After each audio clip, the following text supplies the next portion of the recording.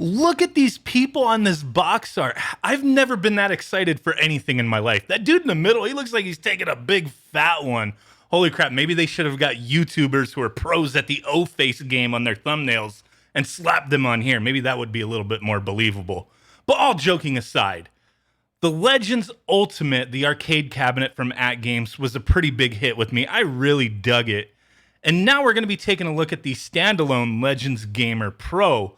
So the Gamer Pro, it is a bit different than the Legends Ultimate, but it shares a lot of similarities. So this is a Bluetooth control panel that connects to an external puck, a little video game system that houses the brains of the operation here. The Gamer Pro panel has a different layout than what was on the Legends Ultimate. It's missing the spinners. It adds 2 additional buttons per player, and it does actually have pinball buttons as well.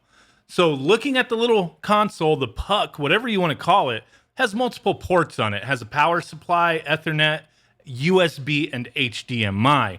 So USB could be used for numerous things. We'll get more into that in a moment. As the Gamer Pro is essentially a consoleized version of the Legends Ultimate arcade machine, it's going to be very similar. I mean, obviously there's going to be some differences, but the quality behind it is very similar, pretty much the same. The sticks and the buttons feel fine in my opinion. Not the best of quality, but definitely nowhere near the worst. The trackball feels okay. Seems like it's the same as the one that's on the big machine.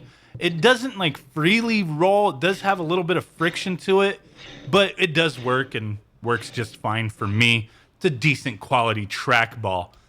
Now, as far as the built-in games go, it's very similar to the Legends Ultimate machine, but it has less games. It has around 150, 160 games, whereas the other machine has over 300. This does also include a lot of console ports as well.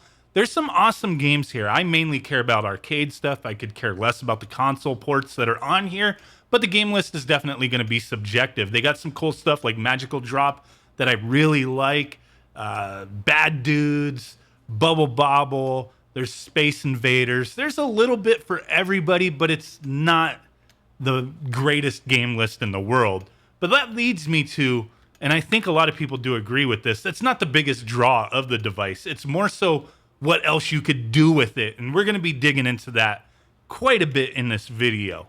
So one thing I want to point out before we move on is on the back of the control panel, there's a few ports here. You don't really need these for this device, but it can be interchanged with the control panel on the Legends Ultimate. But that USB port with the included USB cable for charging, you could plug that in to the back of the control panel straight into the puck and use this in USB mode. So with the power on, hold the P2 button down, those 2 blue lights will go off and you're in USB mode.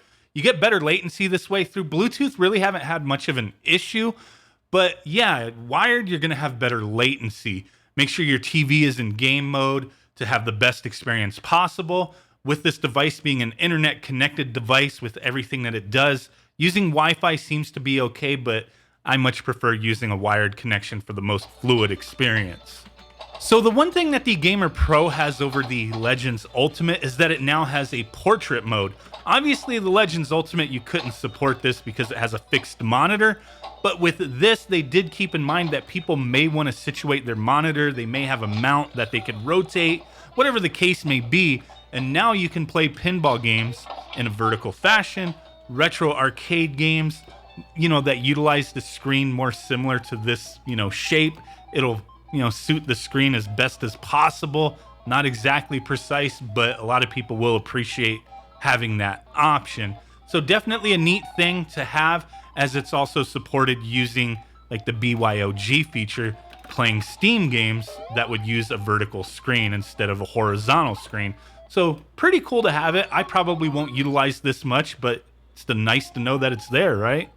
So more on BYOG, the bring your own game feature. I think this is one of the biggest draws of this device. And I kind of touched on it a little bit in my previous video on the Legends Ultimate, but I did not use it until now to access my computer through local streaming and to be able to play Steam games through this with the included control panel. I think this is a huge thing. In my demonstration here, I'm actually using Wi-Fi, which I really don't recommend, but the experience wasn't too bad here. definitely if you're going to do local streaming, you know, having it hardwired would be for the best. You would have a better experience with that. And I did test it that way as well, and it was just perfect for me. So yeah, really cool feature to have. You could use other controllers, wire up some Xbox controllers, and it works just fine. You don't have to use the included control panel. Some games will not be suited to that. So yeah, you can use other Bluetooth controllers or wired controllers, and I think that is great. I've used Xbox controllers playing Steam games through this AtGames Puck or whatever you want to call it, the game console, and they work just fine. You can also use like a wired Xbox controller or any other Bluetooth controller for the included games that are built in, but I found that the analog sticks don't function, only the D-pad does, which I'm mostly fine with. I don't know if that's a feature that they will add in at some other time. Hopefully they do, because some people may prefer that way. For me, if I'm playing, you know, retro arcade games, I'm typically going to stick with the actual arcade stick, or if I'm using a controller, the D-pad should be fine for me. So the other cool thing that you can do with this panel, with this setup in general, is playing 4-player games as well. So you can attach 2 controllers to each other, 2 Gamer Pros. You can sync them up to one of the consoles, have them player 1, 2, 3, and 4, or any combination. You can use the Legends Ultimate panel in that fashion. You can wire up other controllers, have multiple players. You're not just stuck with 2 players. So I think that's a nice feature to have, that you can actually play this with more people. I think it would be kind of weird if you tied this to the Legends Ultimate and played 4 players that way, crowding around that monitor, having the extra panel set up in some weird way. So I really don't see using it that way, but you can do the reverse and use the Legends Ultimate to play on this if you so chose. There's tons of options here if you want to go ahead and swap things around. You could swap the panels between the two if you so choose. That's one feature some people may appreciate, especially if you like playing standing up at a actual arcade machine. You want to access your Steam games, use those 8 buttons on this panel versus the one that came on the Legends Ultimate. You could do it that way. I don't really see too many people wanting to do that, but some people just might. I'm not knocking you. I wouldn't spend the extra money just for that, but some people may be fine with that. And hey, it's nice to know you could do it, right? So now that I've used local streaming through the BYOG feature to access Steam through my desktop, I really do dig that feature, and it's definitely going to be a draw for a lot of people.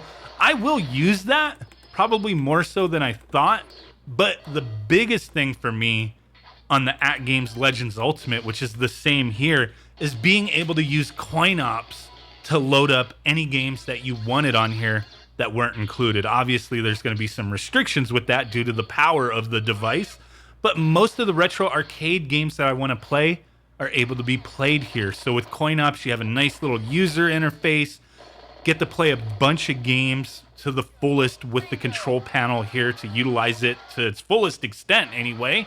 I mean, playing Smash TV with 2 sticks is pretty awesome with this device, so definitely can appreciate that.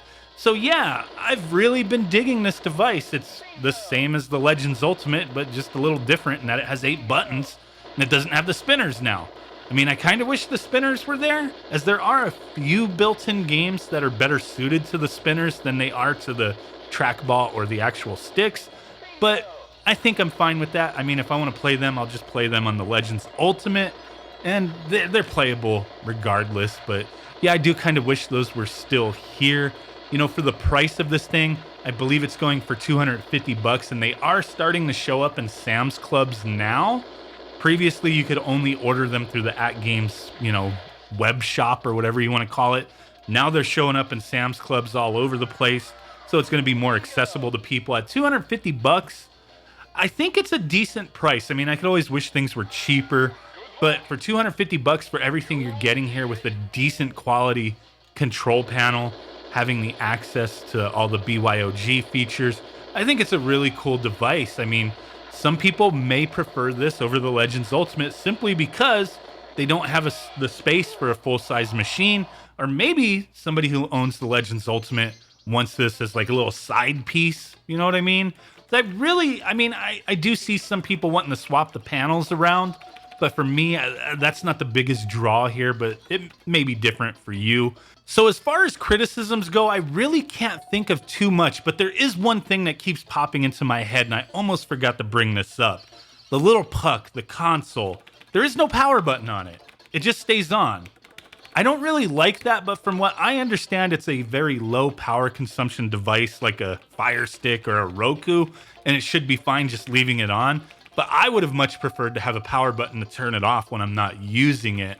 Yeah, you can get like an inline power switch for the power supply here, or just buy a whole new power supply like ones that the Raspberry Pi uses that have inline power switches, and turn it off that way. But I really wish this would have just had a little button on it that you press, turn it off, right? That's my biggest gripe. That's my biggest concern. Because as far as everything else goes, the experience just seems very similar to the Legends Ultimate arcade machine, but just scaled down without having the full-size machine. Yeah, there's differences. You have 8 buttons here, so this may be better suited for playing Steam games that require more buttons, so that could be a plus for some people. You don't have the spinners, so that could be a minus for some people, but overall, the quality and the build is pretty much the same in my opinion. You know, you do get better latency going wired with everything, with the controls, with the connected games that are online, using local streaming and all that. Definitely better to go wired. I was playing this quite a bit wirelessly, and it wasn't the most perfect experience, but I really didn't have too many hiccups. The latency seemed okay for the controls with Bluetooth. The local streaming, that kind of thing. Didn't have too many issues with that, but for me, my preference is going wired to make sure I have no issues whatsoever. But yeah, pretty much it's performing just like the Legends Ultimate, and I really dug that machine, so I can't really knock this one. It's very similar. So hey guys, really do appreciate you hanging out with me. And with that said, I will catch y'all next time. Peace out, bye-bye, and boom.